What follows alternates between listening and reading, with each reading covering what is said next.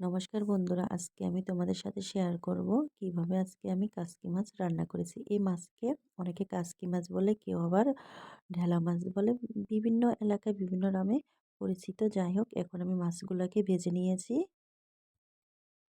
মাছ ভাজা হয়ে গেলে দিয়ে দিয়েছি পেঁয়াজ কুচানো। পেঁয়াজের মধ্যে আমি পরিমাণ মতো লবণ দিয়ে দিয়েছি। পেঁয়াজের সাথে লবণটা দিলে পেঁয়াজটা তাড়াতাড়ি নরম হয়ে যায়, সেই জন্য দিয়ে দিয়েছি। এখন দিয়ে দিয়েছি আদা আর জিরা বাটা, দিয়ে দিলাম হলুদ গুঁড়ো, মরিচের গুঁড়ো, পরিমাণ মতন জল দিয়ে ভালো করে মশলাটাকে কষে নিয়েছি। তারপর আমি দিয়ে দিয়েছি টমেটো কুচানো দিয়ে আবারও একটু ভালো করে মশলার সাথে মিশিয়ে নিয়েছি। মিশানো হয়ে গেলে পরিমাণ মতন জল দিয়ে ভেজে রাখা মাছ দিয়ে একটু নেড়ে ছেড়ে ফুটিয়ে নিয়েছি। তারপরে উপর থেকে কিছু ধনিয়া পাতা কুচি ছড়িয়ে দিয়েছি। এই তো রান্না শেষ।